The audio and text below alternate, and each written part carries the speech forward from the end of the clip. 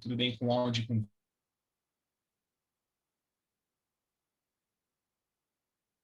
Vamos dar início aqui. Pessoal, antes de falar especificamente sobre o nosso evento,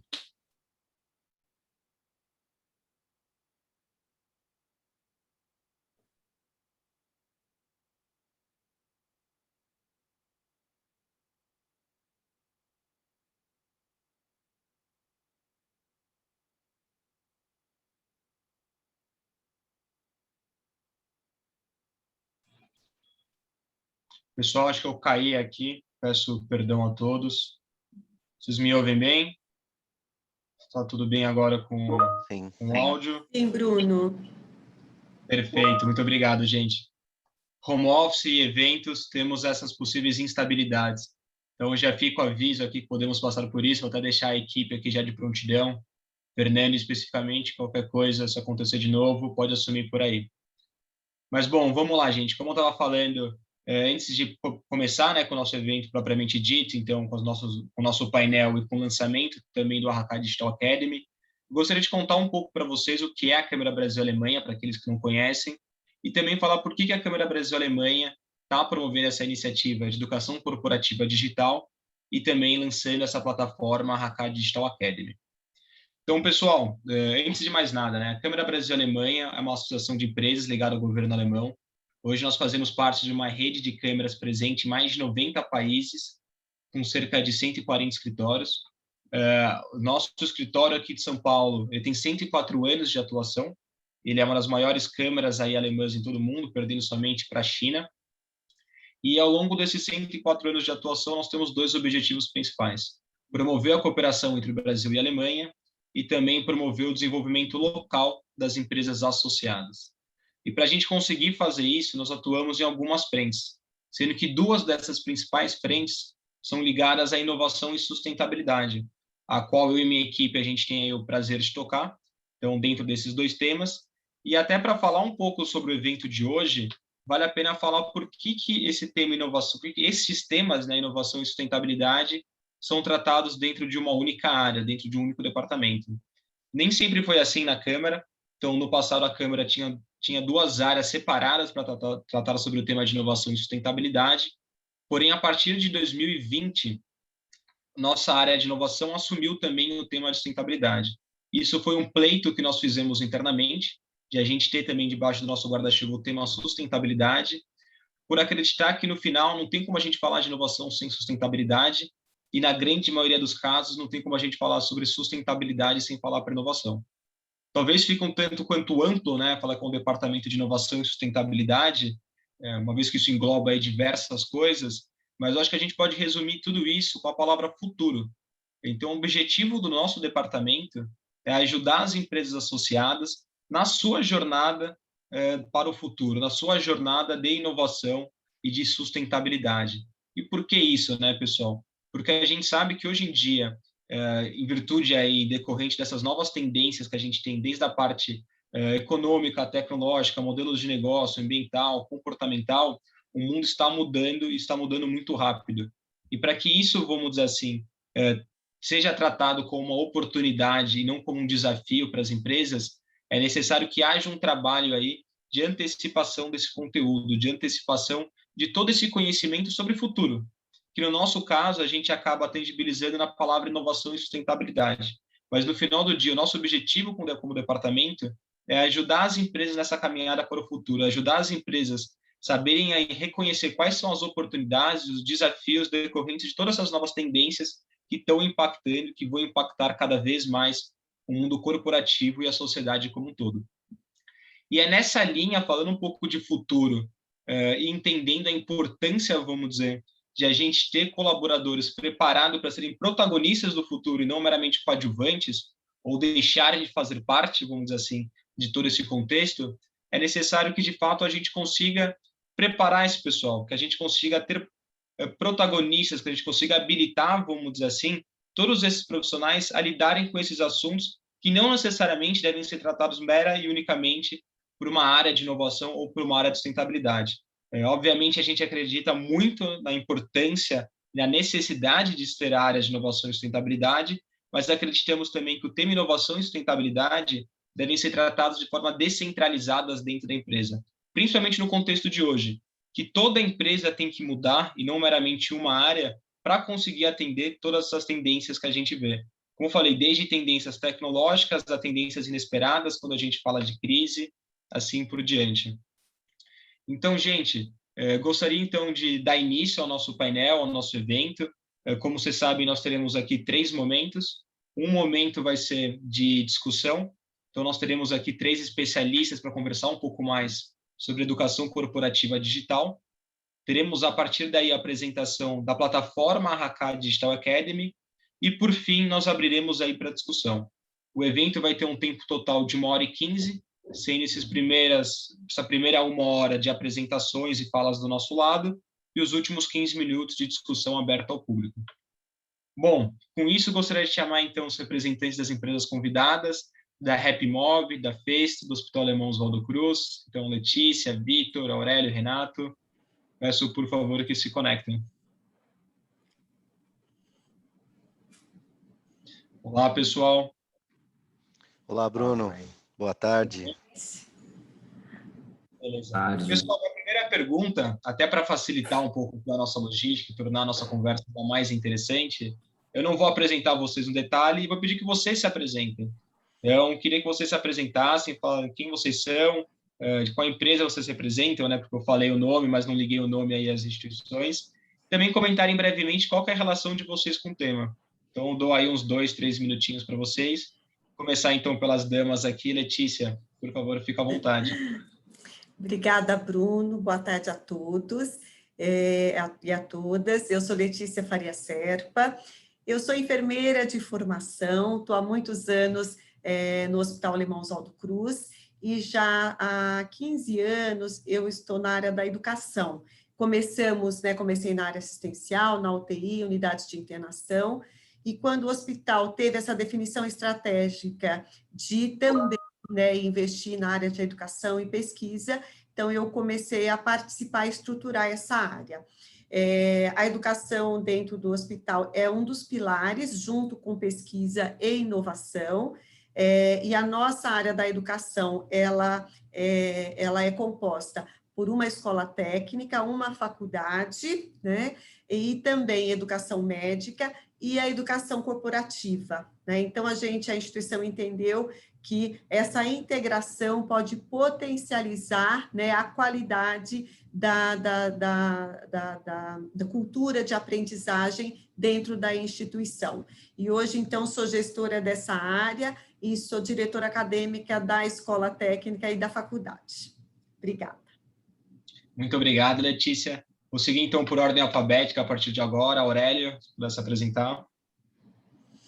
Boa tarde, pessoal, tudo bem? Eu sou Aurélio D'Avanço, eu sou um dos founders da startup HappyMob Educação Digital. Eu tenho uma bagagem com educação corporativa desde 2006, eu trabalho com metodologias para ensino digital, tá? E quem me acompanha aqui é o Renato, que vai se apresentar um pouquinho. Renato, fica à vontade, por favor.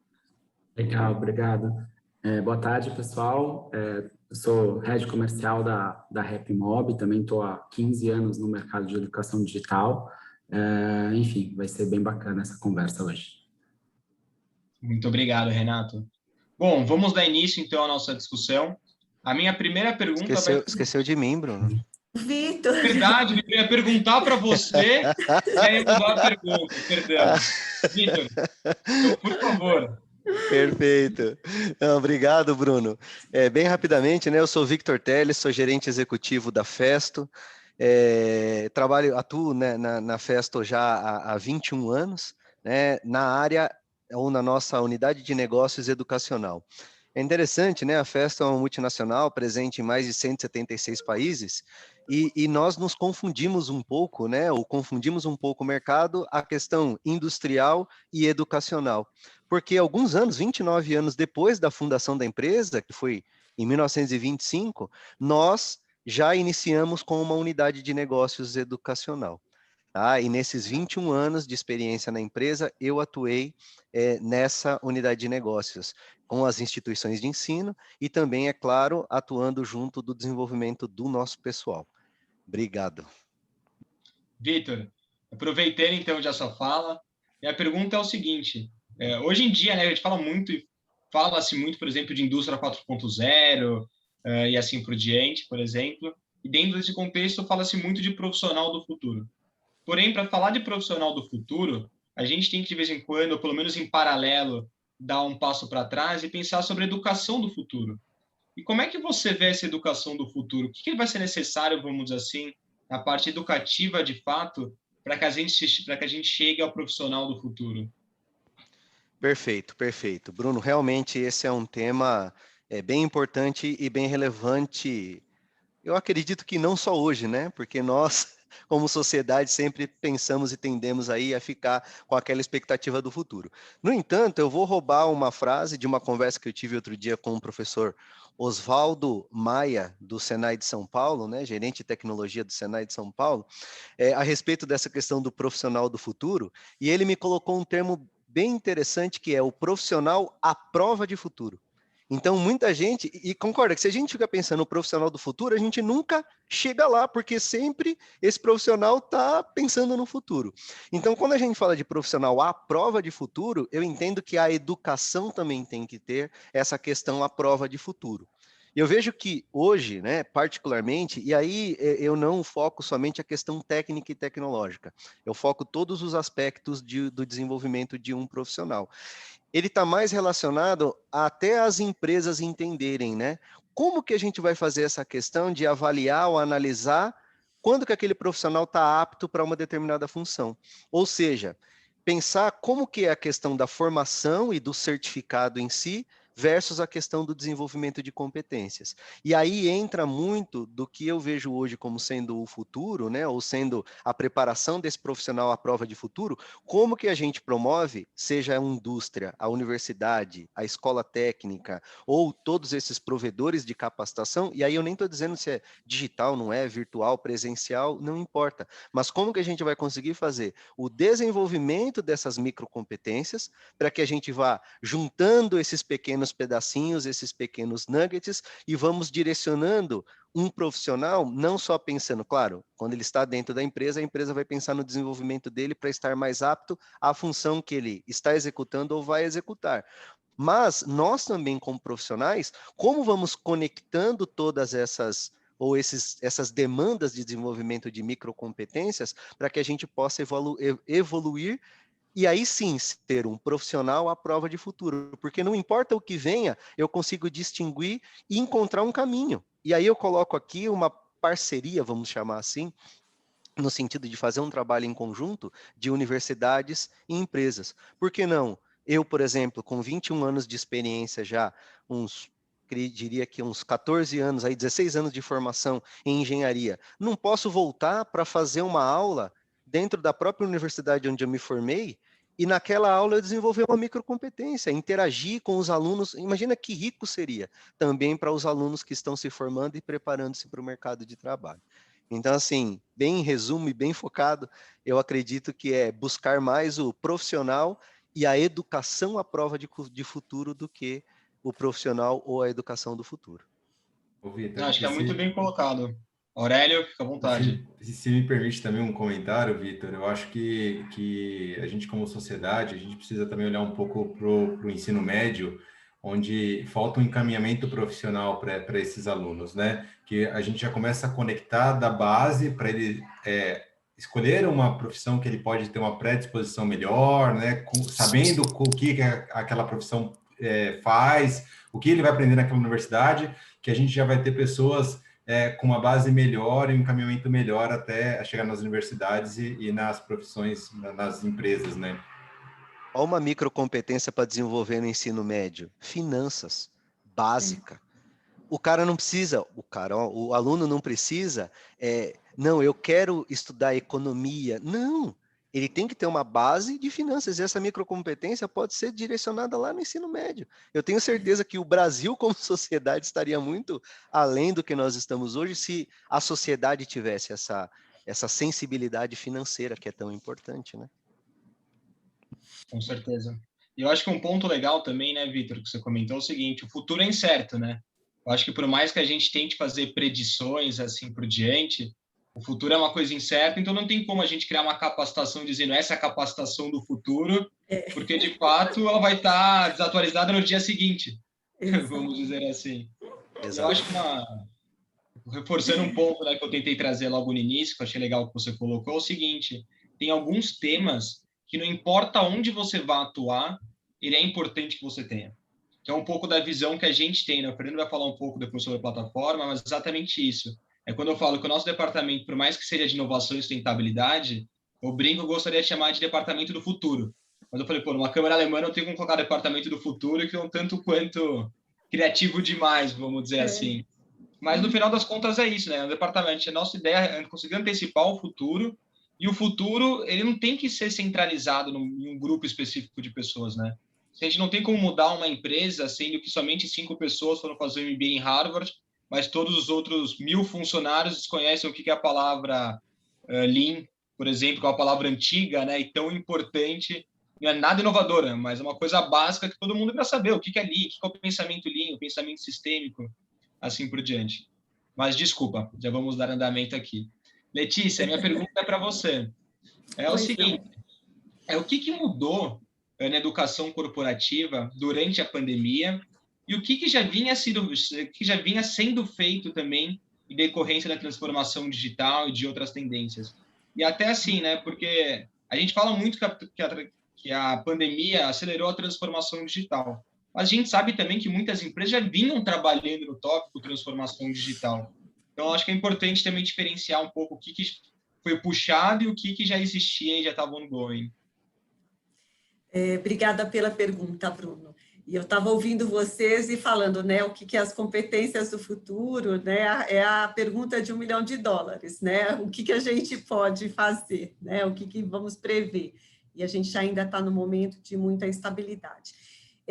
Nós já estamos discutindo as mudanças, né, e essa transformação digital, incorporação de novas tecnologias, a necessidade, né, da gente ter um dashboard interativo, monitoramento dos indicadores, né, educacionais, on time, a grande integração de todos esses dados, né, e nós somos uma instituição de educação dentro de uma instituição, né? Então, realmente, a pandemia, ela promoveu aí uma quebra de paradigma para nós profissionais da saúde, que realmente, há algum tempo, a gente estava pensando em transformar já muitos dos treinamentos para o ambiente virtual, mas sempre tinha um pouco, mas na área da saúde a gente precisa fazer isso presencial, precisa ter essa interação, né, grande. E foi uma verdadeira quebra de paradigmas, né? E nesse momento, né, nós estamos aí há 1 ano, a gente está reavaliando muitas das coisas que a gente realizou para atender uma demanda, e é claro que a gente percebe que nós evoluímos, né, em 1 ano o que a gente, né, imaginava evoluir talvez em 3 ou 5 anos, né? O que nós fizemos, o que mudou para nós, né?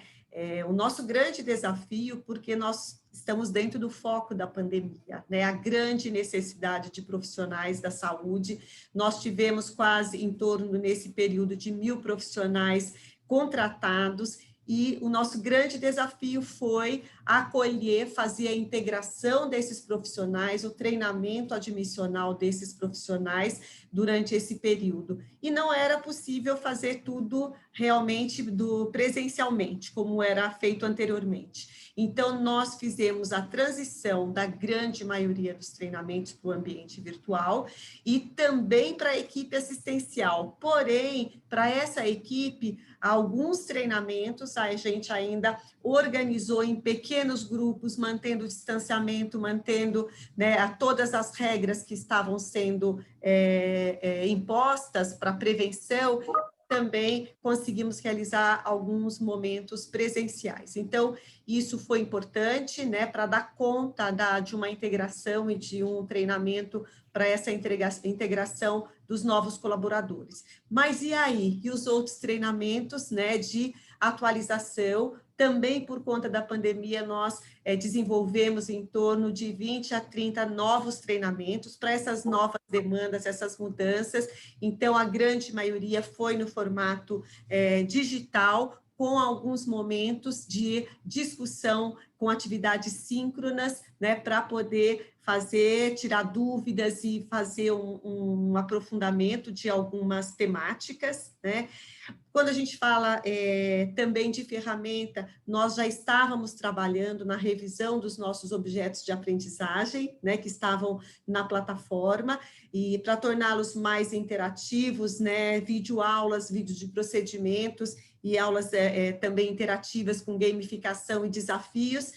E também a pandemia acelerou tudo isso. E nós também fizemos uma transição para uma nova plataforma da educação corporativa, especificamente nesse período. Também com uma revisão, fizemos uma nova arquitetura dos objetos de aprendizagem, dos programas, trilhas de aprendizagem também que já existiam, nós otimizamos, revisamos e disponibilizamos de um modelo que fosse um pouco mais intuitivo para as pessoas. Também fizemos o acesso, até o ano passado, o acesso para todos os colaboradores, eram somente dentro da instituição. Então, nesse momento, nós demos também esse salto, a gente conseguisse ter mais acessibilidade, então, para os colaboradores acessarem onde quer e no momento que fossem mais adequados para eles, né? E a gente tem aí, então, um dashboard para a gente acompanhar, colocamos também um ranking para ter uma competição saudável para quem realiza o maior número de treinamentos, né? Falando da integração, uma coisa interessante que nós fizemos, principalmente para a equipe administrativa, de suporte, de áreas não assistenciais. Nós também fizemos um tour virtual com a apresentação da instituição e dos setores de algumas áreas para esse público, para que eles conhecessem um pouco mais aonde buscar, né, e tivesse uma visibilidade maior da instituição, tá? E continuamos ainda com essa atualização contínua dos objetos de aprendizagem para ter uma maior interação com o grupo. E, é claro, buscando aí uma gestão ágil, né, dessa plataforma e buscando novas tecnologias também educacionais para que a gente acompanhe toda essa evolução. Só queria complementar que também nós temos uma unidade de educação à distância que chama Inovative, né, um laboratório de educação à distância.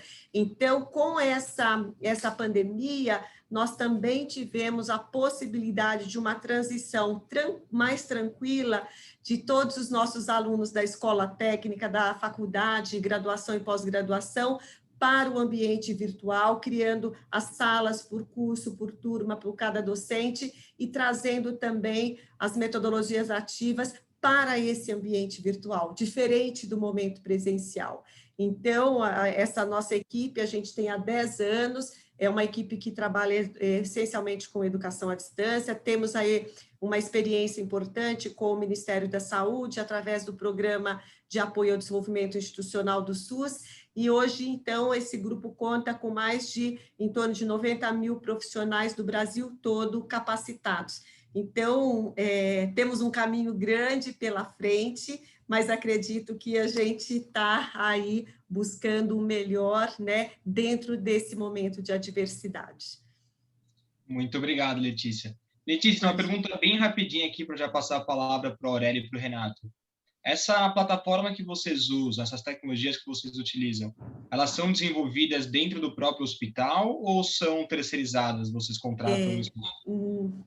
A nossa plataforma, o LMS, é o Moodle, que foi customizado pela nossa equipe. Nós temos 4 LMS, um específico da escola técnica, um da educação corporativa, uma voltada para os programas do mercado e uma específica para a educação corporativa e educação médica, porque a educação corporativa tem algumas características que, então, a gente definiu que seria diferente, mas a gente tem uma equipe de administradores de plataforma, analistas audiovisuais, pedagoga e também design instrucionais, que compõem, então, muitos dos objetos nós produzimos internamente, tá? Bom, era isso? Respondeu? Sim, com certeza é exatamente esse ponto, né? Porque eu acho que é uma curiosidade das empresas, tá. E não só na parte de educação, mas acho que em qualquer lugar, né? Em qualquer tipo de atividade. O quanto vale assim a gente internalizar isso e o quanto vale a gente trabalhar com parceiros externos. Então, eu queria entender um pouco mais aí esse lado de vocês. Legal. E é um lado diferente, né? Porque é diferente, talvez, de uma Siemens, de uma BASF, que não tenham isso como negócio, e aí talvez sim faça total sentido trazer um parceiro externo, porque não precisa criar essa competência de uma empresa como vocês e a fez com o Vitor, que de fato levam isso como um negócio, daí faz mais sentido criar uma competência externa, né? Tentando devagar um pouco sobre o assunto aqui. Mas em algumas vezes, algumas necessidades, a gente também terceiriza, né? Então, hoje tem tantas tecnologias que a gente precisa desenvolver e avaliar realmente se vale a pena a gente terceirizar ou a gente internalizar, tá? Boa. Não, fica super tranquilo. Você me deu a deixa até para fazer a pergunta para o Aurélio e para o Renato. Eu vou fazer 2 perguntas, na verdade, como são em 2 da mesma empresa.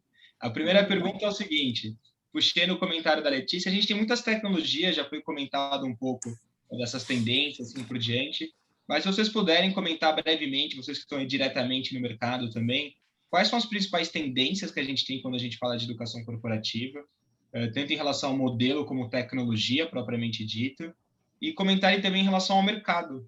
Eu acho que a Letícia falou muito, né, e o Vitor também, desse pulo, dessa evolução que o mercado teve durante a pandemia, querendo ou não. Então, se isso se reflete também para vocês, no sentido de projetos, compras, como é que vocês sentem aí o mercado em si, de fato, do e-learning corporativo?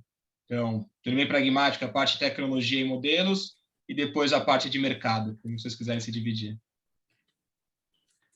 Beleza. Acho que vou inverter a resposta. Já vou falar primeiro do mercado, que de fato teve um boom, né? Uma procura muito grande, um crescimento muito grande para a educação online, seja ela síncrona ou assíncrona. Num primeiro momento, existiam muitas empresas, quando começou a pandemia, que teve um momento de hesitação. Então, o jeito mais fácil, eu não sei quanto tempo dura e como eu vou fazer. Então, antes até de pensar numa estratégia mais profunda, simplesmente viraram uma chavinha de treinamentos e ações que aconteciam no presencial para um ambiente como esse, né? E tentaram viabilizar para dar continuidade no negócio com ações de treinamento por reuniões e treinamentos síncronos. Com o tempo, e infelizmente pelo tempo que estamos aí em pandemia, acho que também começou a ter uma maturidade maior do mercado de entender que nem tudo dá para simplesmente virar a chave, ligar uma câmera e fazer um treinamento como se você estivesse numa sala de aula. E aí a gente percebeu que começou a ter um crescimento maior de projetos mais estruturados, com formações mais duradouras, né? E também por uma questão de flexibilidade de tempo, de profissionais e de o aprendizado ser um pouco mais autônomo. E aí, falando um pouco mais de tendência, o Aurélio pode complementar quando quiser, eu acho que a gente tem vivenciado muito uma busca muito grande por tentar trazer tudo aquilo que está à nossa volta para dentro de um ambiente online, né? Então, desde realidade aumentada, vídeos 360, mas que são interessantes, mas eu acho que no fundo, a principal tendência de educação corporativa é você encontrar algo que capte, que consiga despertar a atenção do aluno, né? No passado, a educação corporativa ela era muito burocrática, muitos conteúdos obrigatórios e muito, talvez, acadêmico, mas no sentido de que, quando eu vou para uma graduação, eu topo fazer aquele processo mais lento, mais profundo, mais denso. Quando eu estou num ambiente corporativo, não necessariamente. Então, acho que tudo aquilo que a gente puder trazer de referências de consumo de conteúdo da vida dele para dentro desse processo de aprendizagem, com pedaços de conteúdos que formam pequenas trilhas que deem autonomia para ele percorrer o caminho que ele quer seguir, que eu consiga, inclusive, mapear todo esse processo de aprendizagem e devolver isso para o aluno como forma de caminhos, de jornadas personalizadas, mas também para dentro das organizações, como um dashboard, como a Letícia comentou, que agregue valor para o negócio, que eu entenda grupos, que eu entenda comportamentos, preferências, e inverta um pouco a lógica de eu vou te entregar essa trilha de formação para você ir para o próximo cargo e traga simplesmente um grande conjunto de conteúdos em que cada um pode buscar, eu dou minimamente uma orientação e ele pode ir navegando nessas diferentes jornadas e inclusive descobrir caminhos que talvez não sejam a formação dele inicial, mas que possa dar um match sensacional para o ambiente corporativo, para ele isso gera um engajamento, gera uma retenção daquele profissional. E então acho que para a gente essa tendência de conseguir fragmentar mais o conteúdo, dar autonomia para o aluno e mensurar tudo isso, acho que é o mais relevante, né? Aurélio, se quiser complementar. Não, acho que eu não tenho mais nada para complementar. O Renato foi preciso e cirúrgico. Mas realmente é um dos maiores desafios aqui do nosso lado da RapMob, é trazer conteúdos que aumente a adesão, né, do online. A gente sabe que as empresas ainda sofrem um pouco com a falta de adesão a esses modelos, né, digitais.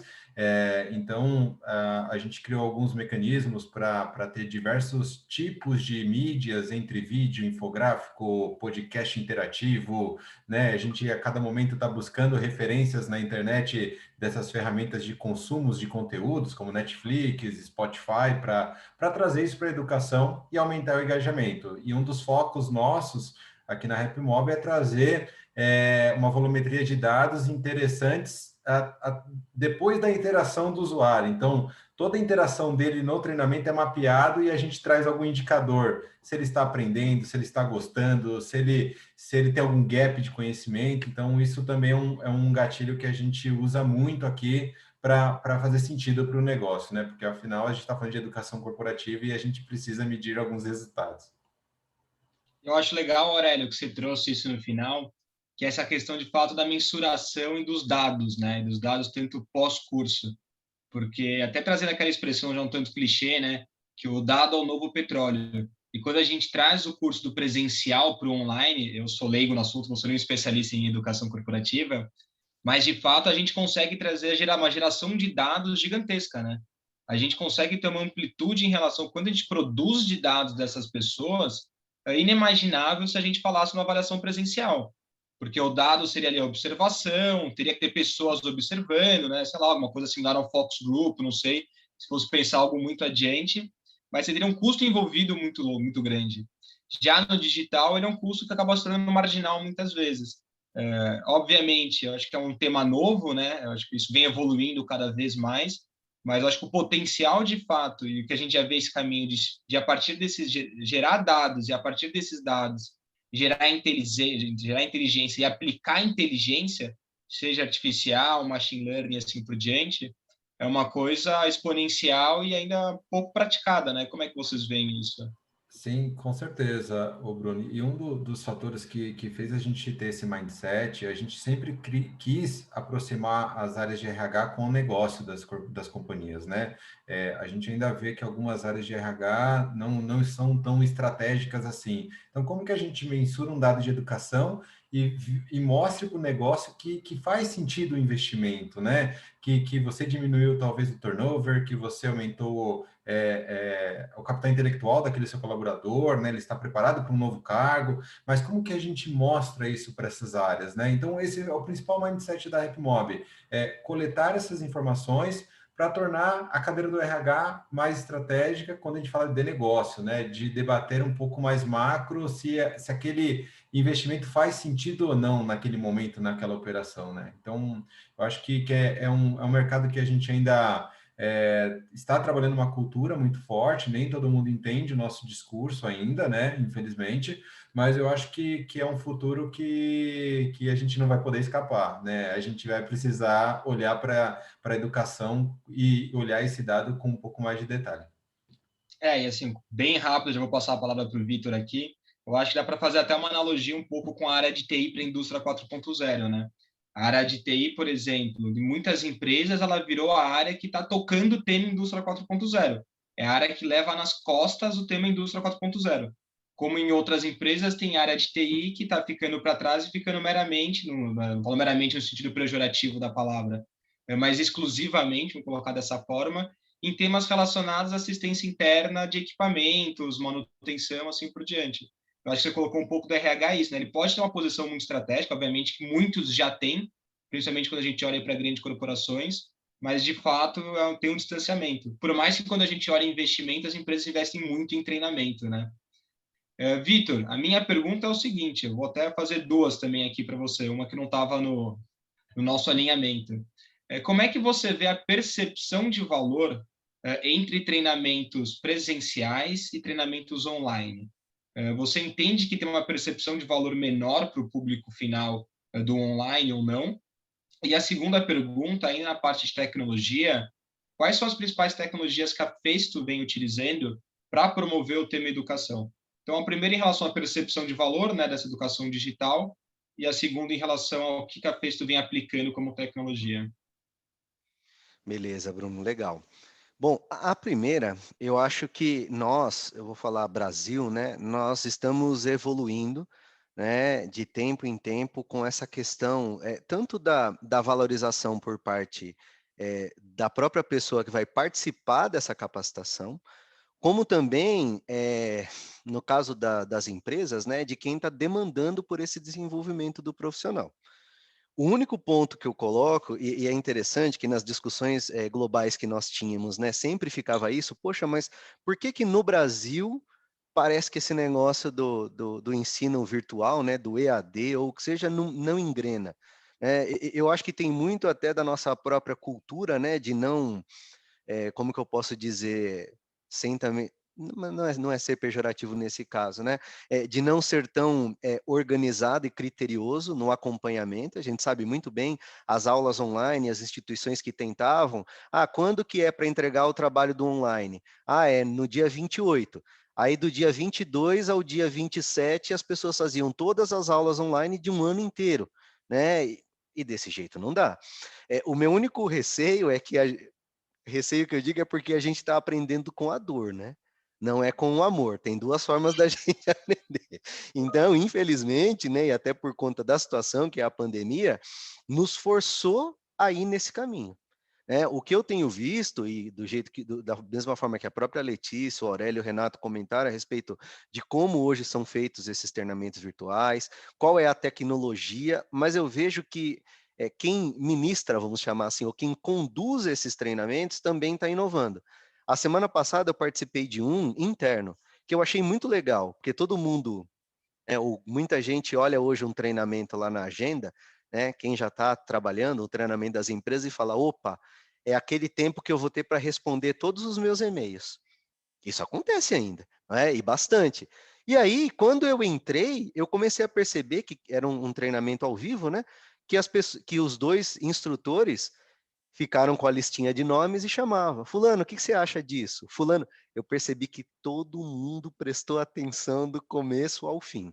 Então, eu acho que é uma junção das necessidades atuais com também o desenvolvimento das ferramentas e de quem está conduzindo tudo isso. Então, eu vejo que existe sim uma evolução nessa validação ou até mesmo valorização dos treinamentos não presenciais, certo? Já partindo para a segunda questão, a Festo, como uma empresa com uma unidade de negócios focada em educação, então é bem interessante, né, que quando a gente fala de capacitação de profissionais que já estão na indústria, a gente fala que é uma capacitação da indústria para a indústria. Então, nós desenvolvemos aquela capacitação, aquele desenvolvimento, e passamos para uma outra empresa, um cliente nosso, os profissionais deles se desenvolveram, né? E quando a gente fala de educação, ou essa unidade de negócios educacional, muito do que a gente desenvolve para as instituições de ensino, a gente consegue aplicar internamente também, né? Então, quando a gente fala em tecnologia, e a Festo já aplica a questão dos treinamentos EAD com uma plataforma muito rica, já há mais de 10 anos, não é de hoje que a gente tem isso, né? Tanto em treinamentos técnicos, como a parte legal, a parte de compliance, de produtividade, até comportamental e cultural, estão dentro dessa plataforma que nós temos, LMS, com todos esses conteúdos.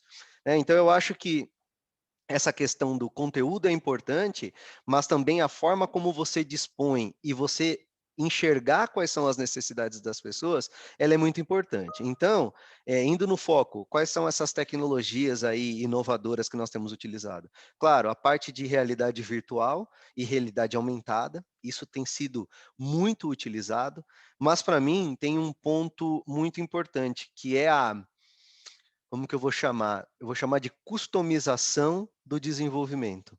Então, como essas plataformas conseguem ter os conteúdos e se adaptar, eu não quero avançar muito nessa questão do adaptar, porque vai ter uma pergunta que eu vou falar mais a respeito disso, mas do se adaptar às necessidades que o profissional tem quando ele começa um desenvolvimento, ou que o sistema vai percebendo que ele vai demandando à medida que ele discorre nesse desenvolvimento das competências.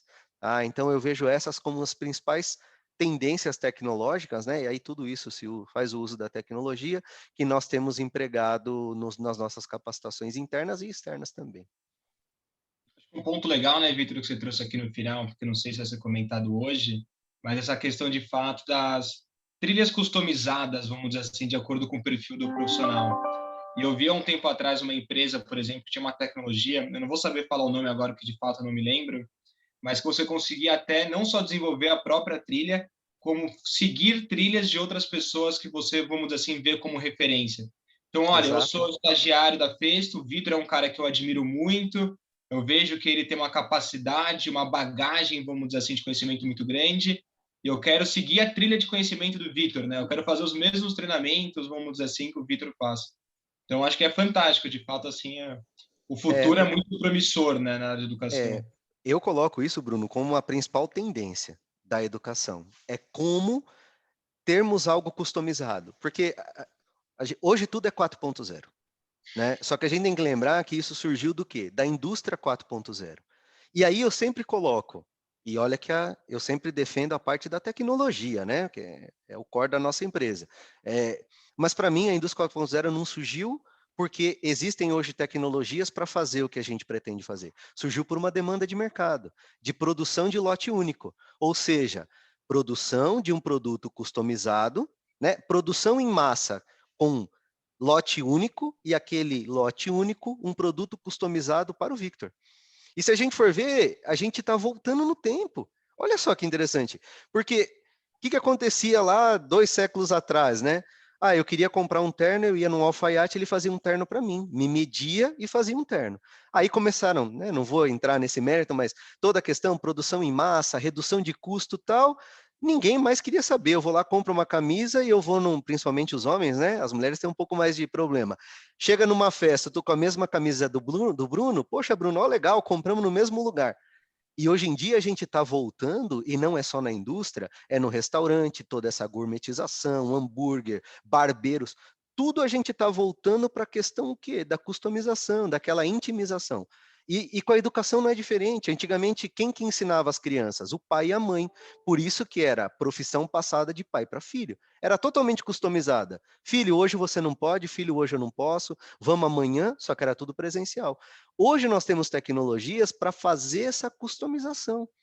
Né? Então, para mim, a principal tendência da educação, seja ela corporativa, a fundamental, né, a normal, ela vai ter que direcionar, e as tecnologias têm que nos prover isso, a gente falou aí de trilhas, tem que prover e tem que fazer com que a gente consiga, seja ela presencial, virtual, mas consiga seguir nessas trilhas, o sistema entender onde eu tenho gaps, adicionar conteúdos, adicionar outras trilhas, e assim você conseguir desenvolver uma formação. Muito não é bom. fácil. Eu acho bem interessante, acho que é bem interessante esse ponto, esse link. Foi um pouco, acho que do Renato comentou também, né, nessa questão assim, de você ter que ter um conteúdo que, não vou dizer que compete, mas que seja tão interessante como um conteúdo de entretenimento que você vai ter acesso em outras plataformas, né? Porque no final ela continua vendo aquilo numa tela. Então, por que quando ela no Netflix é uma coisa tão interessante, quando eu olho o curso é uma coisa tão maçante? As duas estão na mesma tela, com a mesma transmissão, vamos dizer assim. Letícia, dando continuidade aqui, queria saber um pouquinho no hospital, se você pudesse contar para a gente algum caso prático, vamos dizer assim, alguma iniciativa que vocês têm que você acha que vale a pena ser compartilhada aqui com o pessoal. Legal. Vou aproveitar acho que o Renato comentou e o Vitor também agora falando dessas trilhas, e que precisam, né, fazer sentido, né, para os atores, para os alunos, para os colaboradores, né? E nós, então, desenvolvemos um programa de telemedicina, né, inclusive porque foi uma temática que foi demandada para esse momento, uma grande necessidade, e a gente desenvolveu, então, um projeto para sensibilizar a equipe médica, especialmente. E aí eu falei, como é que nós vamos sensibilizar esse grupo? Então, a gente trouxe um pouquinho, pensamos, vamos fazer o AOCFlix, né? Mas não podia, que você acabou de falar, né?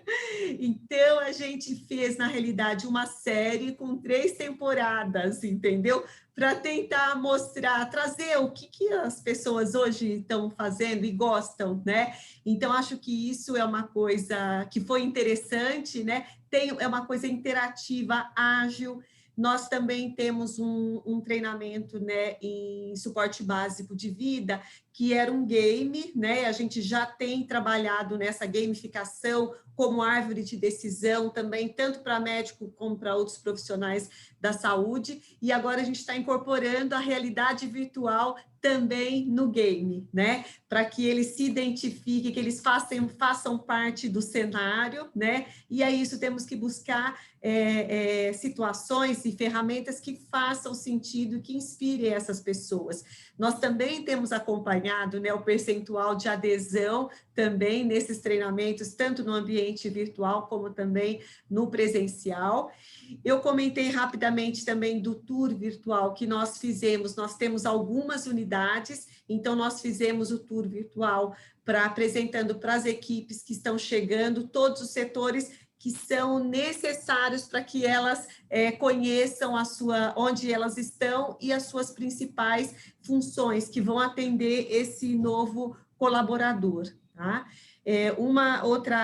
Outro case que nós fizemos muito também nesse período de pandemia, que agora, né, tem muitos nomes novos nessa educação híbrida, mas as microlearnings, que são pequenos vídeos, né, focados, trazendo, então, uma informação específica. Então, agora, nessa pandemia, nós fizemos, por exemplo, vídeos de aspiração em sistema fechado, que é uma característica muito grande dos pacientes com Covid, e outras técnicas. E também fizemos um programa que a gente chama de Gestão 4.0, também aproveitando o que a gente estava falando, né?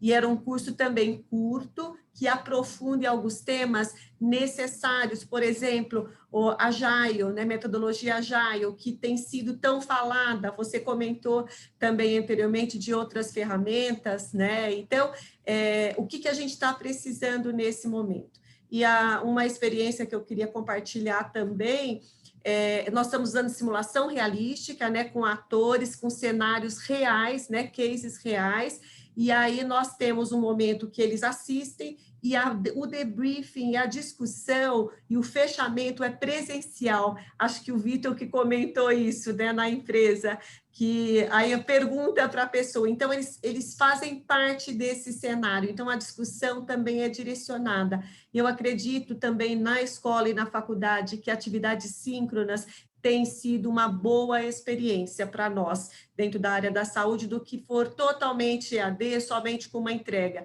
Então, a gente está propondo, nós estamos em atividades síncronas, mas eu acredito que o futuro a gente consiga manter e para ter uma interatividade. Acho que nós necessitamos dessa relação, né? Uma transição que foi brusca, mas isso tem substituído, né, o olho no olho, né? Até pensando na área da saúde, as consultas por telemedicina, os acompanhamentos por telesaúde também têm sido bastante positivos. Falei bastante. Muito legal, Letícia. Não, ótimo. Eu acho que é super interessante escutar as iniciativas do hospital, né? Porque o hospital é um hospital. Não preciso falar muita coisa. É uma instituição que atua na área médica, tem esse foco educativo também. Talvez lá atrás, se alguém falasse, né, que um médico recebeu algum treinamento online, por favor, não me entenda errado, Letícia, mas seria quase que motivo de piada, né? Seria aquela questão que a gente brinca do telecurso antigamente. Poxa, como assim? Mas é uma coisa hoje em dia completamente diferente, né? Então, você falou as tecnologias que vocês utilizam, simulações reais, realmente, simulações reais, desculpa a redundância, mas no fato de reforçar esse ponto, assim, de ter uma simulação quase que um gêmeo digital você está construindo ali para poder desenvolver esse tipo de treinamento. É uma coisa fantástica, acho que é uma coisa fantástica. Muito legal. Ô, Bruno, imagina pensar em teleconsulta. Imagina pensar em teleconsulta uns anos atrás. E hoje, desde o começo da pandemia, eu fiz um monte já. Não tinha outra opção, não é? Exato. Inclusive, o próprio paciente acabou aceitando, e assim, hoje ele já teve uma adaptação, né? Você sabe que eu estava, só mais um comentário, tá, Bruno? Eu participei de uma outra reunião também, pensando no futuro da educação, e uma educadora americana comentando, né, o que veio para ficar. E ela falou assim, o atendimento ao aluno online se tornou democrático, flexível, de forma muito mais simples. Isso vai continuar, não vamos... E realmente, né, você ter uma boa comunicação com os alunos, informação, isso a gente também teve que dar um salto, né? Não foi simples no começo. Isso eu acredito que veio para ficar mesmo. Achei bastante interessante. Muito obrigado, Letícia. Muito boas colocações também. Daria para a gente ficar aqui, acho que umas 3 horas conversando, né, pessoal? Tem muito assunto, e um assunto muito legal também. Vou até fazer um comentário. Quem tiver dúvidas, perguntas, ou quiser que a gente se aprofunde em algum ponto específico, manda pelo Q&A ou pelo chat, que daqui a pouquinho, no final da nossa discussão e da apresentação do Fernando, que vai entrar na sequência, a gente já abre para vocês. Bom, tem uma pergunta aqui para a gente fechar para o Renato e para o Aurélio. Acho que até a gente já começou, né? Vocês já deram alguns insights em relação a esse ponto que eu vou colocar, que é a questão das métricas, né? A gente falou um pouco da geração de dados, assim por diante, mas como é que vocês veem a questão da métrica, de poder mensurar um pouco o retorno, a evolução dos alunos? O que vocês têm feito nessa linha de definição e acompanhamento de métricas? E o que vocês veem para o futuro também nessa linha? Legal.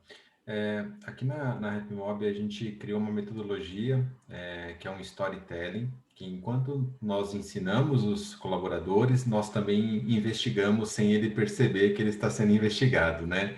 E o projeto parte um pouco customizado da necessidade de negócio. A gente precisa entender qual é aquele público, né? Qual é a problemática que levou a empresa a querer implementar o treinamento naquele tema, né? Ou para aqueles colaboradores. E aí a gente cria um storytelling baseado nessa problemática para a gente também captar essas informações em tempo real ali na execução do treinamento.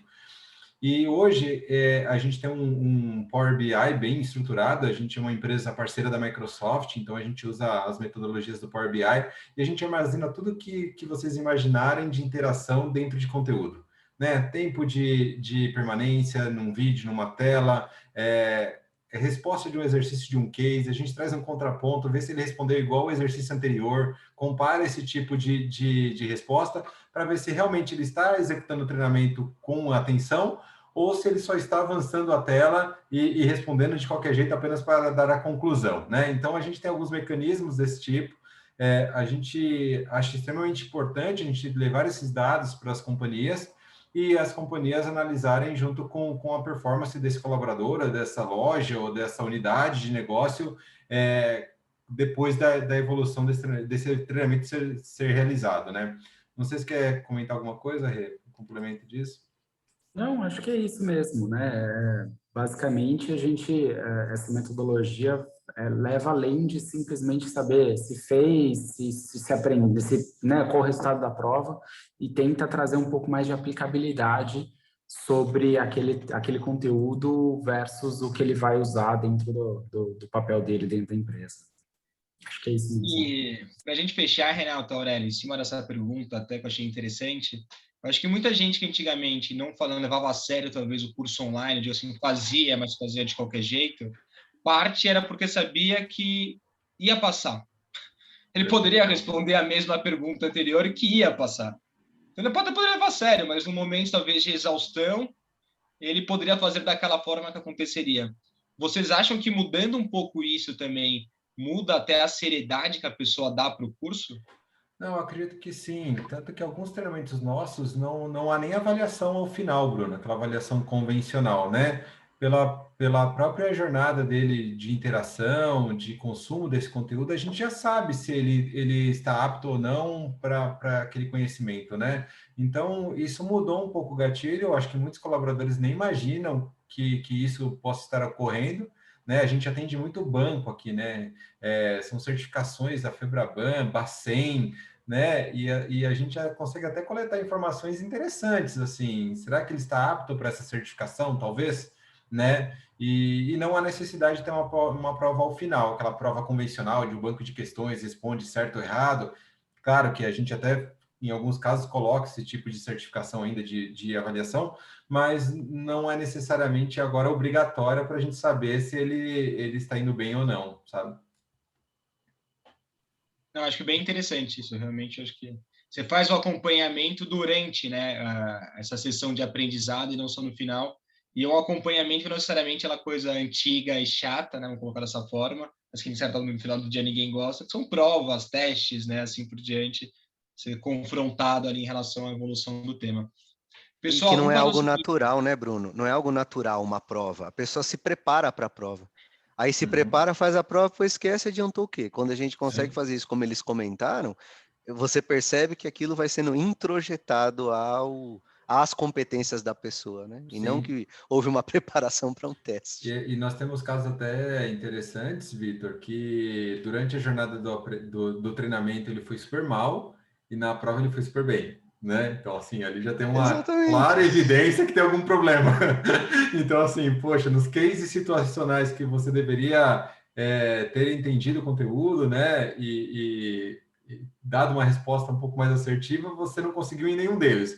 Só que como que você foi bem na avaliação final, né? Então, há esse tipo de indicador aqui do nosso lado também. É interessante, acho que o mundo da educação, eu vou falar, eu só era um aluno não muito, assim, estava tão na frente assim, eu acho que o mundo da educação está ficando cada vez mais interessante. Eu acho que eu mesmo, assim, quando a gente visita universidades de engenharia, cursos online, como vocês têm colocado aqui, realmente fica muito mais interessante, muito mais atrativo para quem vai fazer. Pessoal, eu vou pedir um minutinho para vocês agora e vou convidar o Fernando. O Fernando trabalha comigo aqui na área de inovação e sustentabilidade, vai apresentar o Arraca Digital Academy. E aí depois eu convido vocês para nossa discussão final e vamos ver se o pessoal colocou alguma dúvida, alguma pergunta também. Pessoal, só lembrando, quem tiver dúvida, pergunta, manda para a gente e daqui 5, 10 minutinhos já vou abrir para os nossos speakers. Ótimo. Obrigado, Bruno. Obrigado, pessoal. Acho que foi muito rica a discussão e foi o gancho perfeito, né, para a gente contar um pouquinho dessa iniciativa da Câmara. Vou compartilhar minha tela aqui com vocês, com alguns slides. Só queria confirmar, vocês estão vendo minha tela? Sim, Fê. Sim, Fernando. Tá ótimo. Bom, pessoal, acho que no título do evento já tinha um spoiler, né?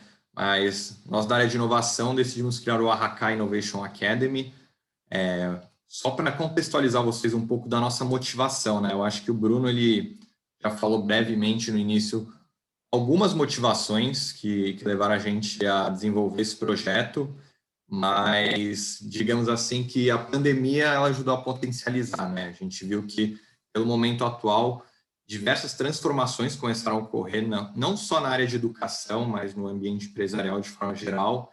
E do nosso lado, a gente já vinha acompanhando isso como uma tendência mesmo, algo que a gente gostaria de implementar na Câmara, mas isso aí ajudou também a acelerar e a gente também entender um pouco mais sobre não só como introduzir isso na Câmara, mas o que introduzir para os nossos associados, né? Então, a gente viu que do lado das empresas tinha uma necessidade também deles se adaptarem, serem mais inovadores, digitais e com isso também mais sustentáveis. A gente viu que algumas empresas, né, aquelas que talvez sejam mais de pequeno porte, não tenham estratégias tão robustas ou ferramentas que possibilitem a parte de educação de funcionários e tinham já problemas desde o passado, né, que era a questão de agenda, hoje em dia é algo muito disputado, questões logísticas, então, para quem é de São Paulo sabe que o trânsito, você se deslocar de um lugar para o outro é algo bem complicado, então já tinham sinais do que poderia ocorrer e a pandemia veio, querendo ou não, trouxe mais problemas para a nossa vida, mas ajudou também a gente a enxergar novas soluções e receber isso de forma muito mais fácil. Então, só introduzindo para vocês, nós criamos, então, o Arracá Digital Academy, uma plataforma digital de educação corporativa, que tem como objetivo preparar os profissionais de todos os níveis da empresa para o futuro, né?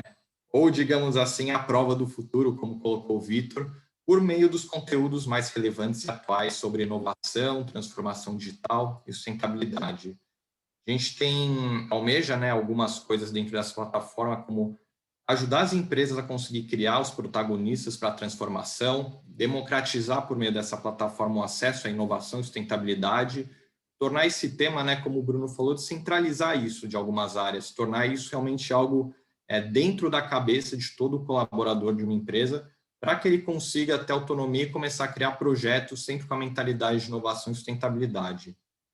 E contando, né, o que contempla, né, essa plataforma de um modo geral, questão de conteúdos exclusivos, até algo que eu não menciono aqui, mas a título de curiosidade, no Arracá Digital Academy a gente criou um estúdio no espaço da Câmara Brasil-Alemanha para a produção de conteúdos. Então, a gente vê que hoje existem diversas ferramentas que você consegue fazer um evento, como a gente está fazendo aqui via Zoom, gravar, às vezes, algum conteúdo exclusivo, mas fazer isso com qualidade demanda equipamentos, know-how, roteirização.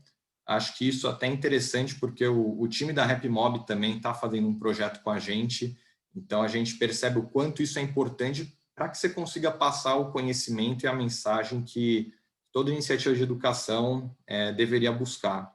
Então, a parte de conteúdos exclusivos, a plataforma ser um ambiente customizado de aprendizagem, realmente ter o aluno, o usuário ali como centro, né? Conseguir que tudo aquilo seja fácil, seja leve e seja absorvido da melhor forma possível. Para o lado da Câmara, para a gente ser uma associação hoje com 800 empresas, a gente vê que um lado muito rico que a gente tem é a nossa comunidade. Então, essa plataforma também ser uma forma de a gente trabalhar a comunidade da Câmara Brasil-Alemanha de forma digital, ter também ambientes white label. Então, a gente viu que tem empresas que têm interesse em ter iniciativas desse gênero, mas às vezes não tem recurso, não tem conhecimento ou não sabe nem por onde começar. Então, a gente também pensou a Arracá Digital Academy como se, às vezes, um caminho para essas empresas que estão buscando soluções nesse sentido. E passando só rapidinho aqui entre esses pontos, então, aqui na parte de conteúdos exclusivos, fazer casos práticos, ter a parte de microlearning, microcertificações, educação continuada, conseguir oferecer diversos formatos, né? Então, não ser, às vezes, só como plataformas como OTT, que acaba centrando muito na parte de vídeo, a gente conseguir, de fato, abordar o LMS como um todo, então, ter diversos formatos para você conseguir acessar, contar com especialistas do mercado também, porque hoje na Câmara a gente tem uma rede muito rica de empresas que podem oferecer informação, então ter esse grupo aí para contribuir dentro da plataforma e manter as nossas empresas parceiras atualizadas sobre as principais tendências. Aqui é só um exemplo rápido de alguns modelos de conteúdo que a gente vai ter já no lançamento da plataforma. Então, microcertificações de inovação e sustentabilidade, são esses cursos aí realmente bem rápidos, assim, de um dia você conseguir matar e absorver aquele conteúdo. E outros cursos que a gente chama de curta duração, mas tem realmente uma carga horária um pouco mais pesada, como esse de ODS as Business Case, que a gente está fazendo em parceria com o Pacto Global, e o de Economia Circular, que a gente está fazendo junto com o pessoal da Fundação Espaço Eco da BASF. Inclusive, a RapMob está ajudando a gente nesses dois projetos, principalmente na parte de produção, né, na transformação do conteúdo bruto para o conhecimento ser absorvido da melhor maneira possível para os alunos. Entrando aqui na parte do ambiente customizado de aprendizagem, é bem aquilo que eu falei. Realmente, acho que até foi interessante que no painel a gente viu algumas dessas tendências, foi algo que a gente pensou para esse produto mesmo. Então, trilhas personalizadas, a gente conseguir entender o que aquele usuário ele tem estudado, o que ele tem consumido na plataforma, para recomendar outros conteúdos do gênero, ter a diversidade aí de formatos mesmo, né, para a gente conseguir trabalhar de diversas maneiras o conteúdo dentro da plataforma, e a questão da flexibilidade para o consumo. Então, essa é uma plataforma aí que ela tem a questão de você conseguir acessar via celular, via desktop, conseguir consumir em momentos diferentes e em ambientes diferentes também. Parte de comunidade, então, é ter realmente, assim, dentro dessa rede de empresas da Câmara, um compartilhamento de conhecimento e melhores práticas e ter, digamos assim, essa integração e engajamento dos participantes. E é uma forma também que a gente diz de o conteúdo não se perder, né? Querendo ou não, a gente ouve muito falar de grupos de WhatsApp, que eu acho que como ferramenta é muito bom, mas na parte de gestão de informação acaba sendo um pouco difícil porque aquilo se perde. Então, dentro da plataforma, a gente ter isso de uma forma organizada e ter, eu acho que o principal, quando a gente pensa na comunidade, é o networking de alto nível. Aqui é mais uma solução aí para aquelas empresas que às vezes têm a necessidade de criar um ambiente próprio, um conteúdo sob medida para colaboradores. Então, a gente vai contemplar isso também no Arraca Digital Academy. Aí é uma discussão que realmente a gente tem que entender quais são as necessidades da empresa para transformar isso num ambiente próprio. E acho que a questão dos planos, né? Por a Câmara não ser uma Câmara setorial, a gente tem empresas de diversos portes, diversos setores, a gente não pode querer tratar isso com um único preço. Aqui a gente colocou mais um valor base para vocês terem ideia, então, se uma pessoa ela quiser ter um acesso exclusivo a todos os conteúdos da plataforma, ela pagaria uma mensalidade aí de R$ 39,90 por mês, mas também a gente sabe que tem muitas empresas que gostariam de colocar vários funcionários dentro da plataforma e é aquele negócio, quanto mais colaboradores a empresa tiver interesse, melhor o pacote a gente consegue personalizar. E tem outros modelos também que estão disponíveis, às vezes a aquisição pontual de algum conteúdo. Tem gente que às vezes vai ver a plataforma de um modo geral, as possibilidades de conteúdo para ser absorvido e vai falar, poxa, eu acho que nesse momento para mim é mais interessante só adquirir um conteúdo pontual. Ter essa opção também. E ter a opção que eu falei anteriormente, a questão de aquisição de um ambiente customizado. Eu acho que as possibilidades dentro dessa plataforma são inúmeras. Eu deixo aqui os meus contatos para quem tiver mais interesse, a gente marcar uma conversa, entender melhor e criar, às vezes, planos, pacotes, um ambiente customizado. Fica o convite para vocês conhecerem mais e agradecer e voltar a palavra para o Bruno. Obrigado, pessoal. Olá, pessoal, voltamos então. Queria convidar o Fernando para permanecer aqui conosco e convidar também o Vitor, Renato, Aurélio e Letícia a voltarem aqui para a nossa discussão. Bom, não recebemos muitas perguntas até agora, tem umas 2 perguntas aqui, mas acho que a gente conseguiu explorar bastante durante a nossa conversa. A pergunta é o seguinte, deixa eu até pegar o Márcio Lário. Como ter profissionais à prova de futuro se o conhecimento parece cada vez mais rápido? Alguém gostaria de responder essa? Bom, eu acho que naquele ponto, né, do sentido da questão de microcertificações, conteúdos mais dinâmicos, assim por diante, como que Sim. isso, de fato, consegue ou não impactar o profissional do futuro, né, o profissional à prova do futuro? Como é que ele vai conseguir capacitar essa pessoa com conteúdos tão rápidos? Eu vejo, Bruno, indo nessa direção, eu já tinha visto, né, essa pergunta aqui e fiquei pensando um pouco sobre isso. É como a gente ensina, e aí naquele ponto até que o Aurélio comentou, desde lá o ensino fundamental, até mesmo o ensino médio, como que a gente ensina as pessoas a aprenderem? Nós estamos acostumados a ensinar as pessoas, mas o que nós temos que fazer é ensinar elas a como aprender. Por quê? Ele até colocou a pessoa, Márcio Lário, né? Ele até colocou aqui, cada vez mais rápido em um mundo bunny. Esse bunny, eu confesso que eu não tinha nem ideia o que era. Eu entrei na internet, verifiquei que é um desdobramento da questão do VUCA e tem a ver com a parte de ansiedade, fragilidade, não linearidade e assim por diante, né? Incerteza ou não compreensão, né? Então, você vê, a informação está aí, né? Mas também se eu não soubesse o que é VUCA, eu não saberia o que é BAN. Então, como que a gente consegue fazer com que o nosso mindset, né? Então, vamos falar, ou o mindset dos profissionais sejam direcionados para a aprendizagem contínua. E nós estávamos acostumados sempre, né, ou muitas pessoas, ao quê? Terminei o ensino médio, principalmente no Brasil, vou lá, faço uma faculdade. Dali para frente, acabou.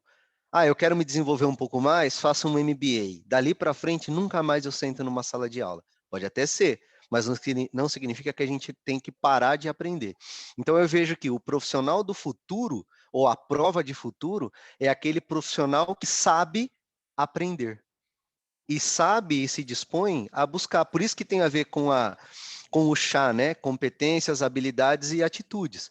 Né? Não adianta nada você ter o conhecimento, não adianta nada você saber o que fazer com aquele conhecimento, se você não tem a atitude de aplicar. Não adianta ter a plataforma da HK, do Oswaldo Cruz, da Fé, não importa, não importa. E a pessoa não tem a atitude para ir até lá e fazer essa busca, né? Então, até voltando naquele tema que a gente falou, né? Por que no Brasil, ou o que fez o Brasil se desenvolver nessa questão do EAD, infelizmente foi pela dor, mas a gente está começando a ter esse mindset mais focado em aprender virtualmente, interagir com a gamificação e assim por diante. Eu acho legal também, né, Vitor? Letícia, fica à vontade, por favor. Eu posso complementar rapidamente? Lógico.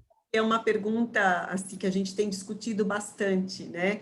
E principalmente porque nós estamos com o nosso grupo da inovação e tem tantas coisas novas chegando, né? Inteligência artificial, realidade aumentada, como incorporar isso dentro da saúde? E a gente tem visto uma tendência a realmente ter cursos de menor duração, né? Uma procura por cursos de menor duração, mas com uma profundidade maior. Então, vou dar um exemplo, né? Da BI, inteligência artificial. Como você traz isso para dentro da área da educação e da saúde, né? Então, você se aprofunda. Então, tem-se uma tendência para isso, mas eu gosto muito do que o Vitor colocou, que precisa ter uma cultura de aprendizagem dentro das organizações, né? E esse é o nosso grande desafio que estamos na educação corporativa. Como é que a gente dá umas possibilidades e a própria pessoa tem a maturidade para escolher como ela vai, o que para é o mais importante, né? Acho que nós acreditamos na educação e é isso que a gente quer ver no futuro, né?